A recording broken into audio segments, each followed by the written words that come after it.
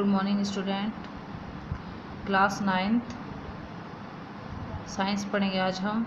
Lesson number 1 है हमारे आसपास के पदार्थ।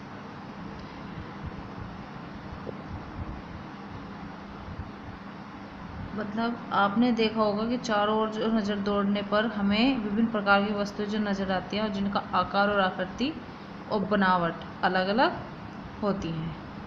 जो हमारे चारों तरफ जो हमें नज़र आती है वस्तुएं वे विभिन्न विभिन्न प्रकार की हमें नज़र आती है, क्योंकि उनका आकार किसी का आकार अलग होता है, आकृति अलग, बनावट अलग अलग होती है। इस विश्व में प्रत्येक वस्तु जो है जिस सामग्री से बनी होती है उसे वैज्ञानिकों ने पदार्थ का नाम दिया है। मतलब जो वस्तु है जो जिस सामग्री से बनती है उसे जो वैज्ञानिक है उन्होंने क्या नाम दिया? पदार्थ का नाम दिया है। जैसे कि जिस हवा में हम सांस लेते हैं, जो भोजन हम खाते हैं, पत्थर, बादल, तारे, पौधे, पशु, यहाँ तक कि पानी की एक बूंद और रेत का एक कण, ये सभी क्या है? हमारे पदार्थ हैं। सभी वस्तुओं का जो ऊपर जो मतलब हमने सभी वस्तुओं के बारे में पढ़ा है, उनके सभी वस्तुओं का द्रव्यमान होता है। ये कुछ स्थान भी घेरती हैं, मतलब स्थान आयतन घेरती हैं।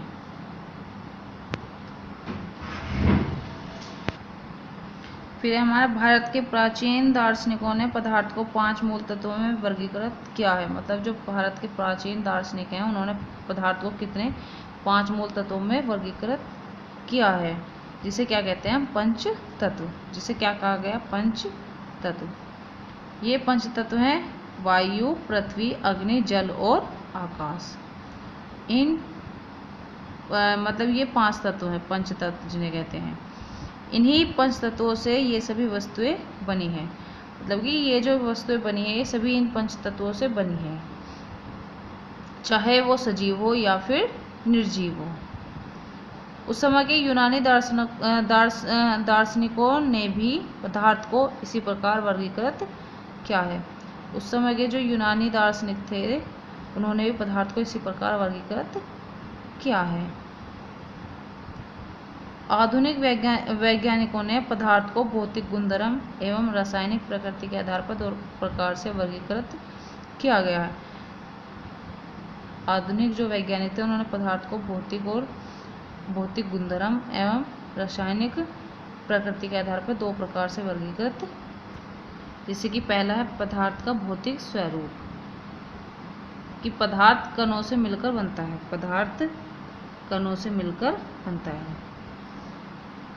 बहुत समय तक पदार्थ की जो प्रकृति के बारे में 2 विचारधाराएं प्रचलित थी।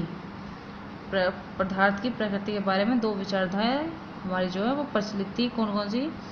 एक विचारधारा का यह मानना था कि पदार्थ जो है वो लकड़ी के टुकड़े की तरह सतत होता है। पदार्थ जो है हमारा वो लकड़ी की टुकड़े की तरह सतत होता है। और जो अन्य विचारधाराओं को मानना था वो था कि पदार्थ रेत की तरह के कणों से मिलकर बने हैं। पदार्थ जो है वो रेत की तरह के कणों से मिलकर बने हैं। फिर हमारे पास पदार्थ के ये कण कितने छोटे हैं। पदार्थ के ये कण कितने छोटे हैं। पोटेशियम परमैंगनेट के बहुत छोटे से क्रिस्टलों से पानी की बहुत अधिक मात्रा 1000 लीटर भी रंगीन हो जाती है। मतलब पोटेशियम परमैंगनेट के जो थोड़े से क्रिस्टल होते हैं उससे पानी की जो बहुत अधिक मात्रा है वो भी रंगीन हो जाती है। इससे हम ये निष्कर्ष निकाल सकते हैं कि पोटेशियम परमैंगनेट के केवल एक क्रिस्टल में कई सूक्ष्म कण होंगे और ये कण छोटे छोटे कणों में विभाजित होते रहते हैं। ये जो कण होते हैं ये छोटे छोटे कणों में विभाजित होते रहते हैं। फिर है हमारा पदार्थ के कणों के अभिलाक्षणिक गुण। पदार्थ के कणों के अभिलाक्षणिक गुण। पदार्थ के कणों के बीच रिक्त स्थान होता है। कि हमें ये पता करना है कि पदार्थ के कणों के बीच रिक्त स्थान होता है। जैसे नमक, शर्करा, डिटॉल या पोटेशियम परमैंगनेट के कण समान रूप से पानी में वितरित हो गए हैं। इसी प्रकार जैसे कि जब हम चाय, कॉफ़ी या नींबू पानी बनाते हैं तो एक पदार्थ के कण दूसरे पदार्थ के कणों के रिक्त स्थान में समावेशित हो जाते हैं। मतलब कि जब हम चाय, कॉफ़ी या नींबू पानी बनाते हैं तो पदार्थ का जो एक कण है वो दूसरे पदार्थ के कणों के रिक्त स्थान में समावेशित हो जाता है।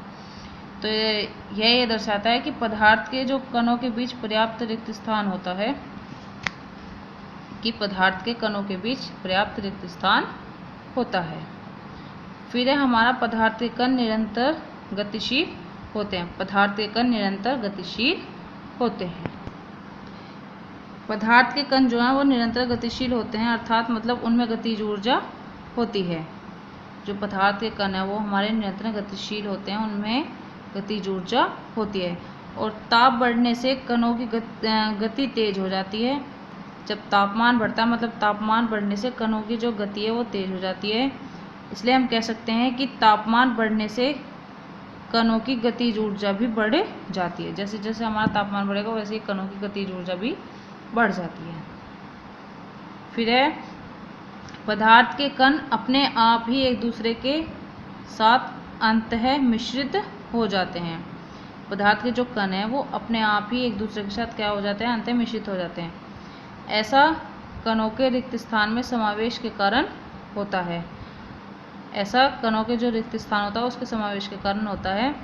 दो विभिन्न पदार्थों के कणों का स्वतः मिलना ही विसरण कहलाता है। जब दो विभिन्न पदार्थ के कण मतलब स्वतः मिलते हैं तो उनको क्या कहते हैं, विसरण।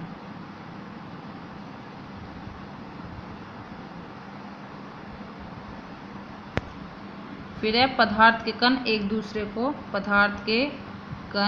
दूसरे को आकर्षित करते हैं। पदार्थ के कणों के बीच एक बल कार्य करता है। जो पदार्थ होता है उसके कणों के बीच एक बल कार्य करता है।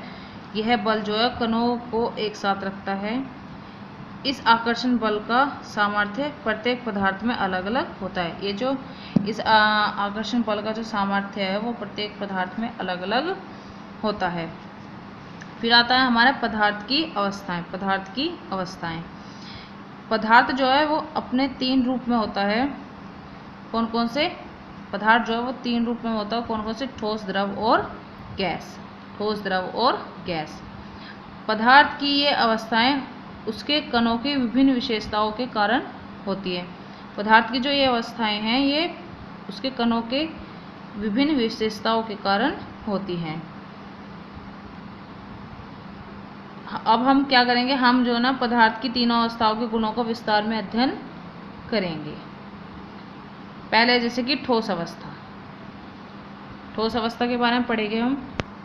अब हम पढ़ेंगे ठोस अवस्था के बारे में। क्या है ठोस? इन सभी का एक निश्चित आकार, स्पष्ट सीमाएं तथा स्थिर आयतन यानी नगण्य संपीड़ितता होती है। बाह्य बल लगाने पर भी ठोस अपने आकार को बनाए रखते हैं। मतलब जब बाह्य बल लगता है उसमें फिर भी ठोस अपने आकार को बनाए रखते हैं। बल लगाने पर ठोस टूट सकते हैं लेकिन इनका आकार नहीं बदलता। जब हम ठोस पर बल लगाते हैं तो वो टूट तो सकते हैं पर उनका आकार नहीं बदलता, इसलिए ये दृढ़ होते हैं। जैसे कि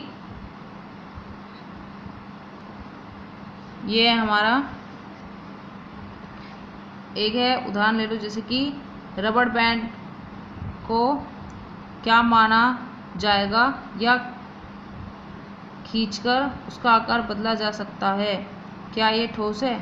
तो देखो ये बाह्य बल लगाए जाने पर रबड़ बैंड का आकार बदलता है और बल हटा लेने पर यह पुनः अपने मूल आकार में आ जाता है। मतलब रबड़ बैंड है, जैसे कि उस पर बाह्य बल लगाएंगे तो वो आकार बदलता है, लेकिन अगर उस पर बल हटा दिया जाए तो वह पुनः अपने ही आकार में, मतलब जो अपने आकार में था वैसे ही आकार में आ जाता है। तो अत्यधिक बल लगाने पर यह टूट जाता है। अगर उस पर ज़्यादा बल लगाते हैं हम तो वो टूट जाता है। ये था ठोस अवस्था के बारे में। अब हम पढ़ेंगे द्रव अवस्था। द्रव का आकार नहीं लेकिन आयतन निश्चित होता है। द्रव का मतलब कि कोई आकार नहीं होता और पर लेकिन आयतन उसका निश्चित होता है। जिस बर्तन में इन्हें रखा जाए तो ये उसी का आकार ले लेते हैं। मतलब कि जिस बर्तन में द्रव को रखते हैं तो वो उसी का आकार ले लेते हैं। द्रवों में बहाव होता है और इनका आकार बदलता है, इसलिए ये दृढ़ नहीं लेकिन तरल होते हैं। ठोस और द्रव का मिश्रण द्रवों में संभव है। मतलब ठोस और द्रव का मिश्रण द्रवों में संभव है। वातावरण की गैसें जो हैं वो विसरित होकर जल में घुल जाती हैं। ये गैस विशेषतः ऑक्सीजन एवं कार्बन डाइऑक्साइड जलीय जंतु तथा पौधों के लिए अनिवार्य होती हैं। सभी जीवधारी अपने जीवन निर्वाह के लिए मतलब श्वास लेते हैं। सभी जीवधारी जो हैं वो अपने सभी जीवधारी हैं वो अपने जीवन निर्वाह के लिए श्वास लेते हैं। जलीय जंतु जल में घुली ऑक्सीजन के कारण श्वास लेते हैं। इस तरह से हम निष्कर्ष पर पहुंच सकते हैं कि द्रव में ठोस, द्रव और गैस तीनों का मिश्रण संभव है। मतलब द्रव में ठोस, द्रव और गैस तीनों का मिश्रण संभव है। ठोसों की अपेक्षा द्रवों में विसरण की दर अधिक होती है। ऐसा इसलिए है क्योंकि द्रव अवस्था में पदार्थ के कण स्वतंत्र रूप से गति करते हैं और ठोस की अपेक्षा द्रव के कणों में रिक्त स्थान भी अधिक होता है।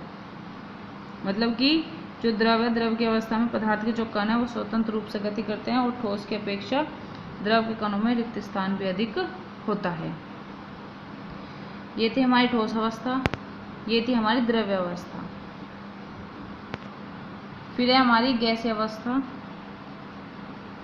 गैसीय अवस्था के बारे में पढ़ेंगे हम। ठोसों एवं द्रवों की तुलना में गैसों की जो संपीड़ितता होती है वो काफ़ी अधिक होती है।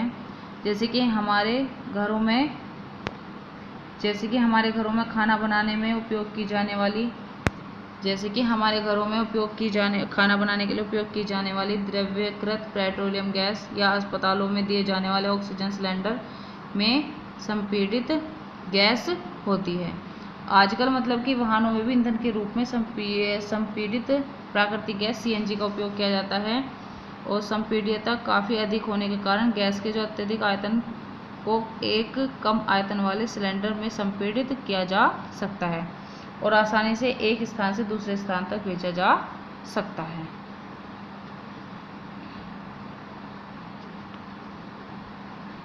मतलब जैसे कि हमारी नाक तक पहुंचने वाली गंध से बिना रसोई में प्रवेश किए भी हम जान सकते हैं कि क्या पकाया जा रहा है।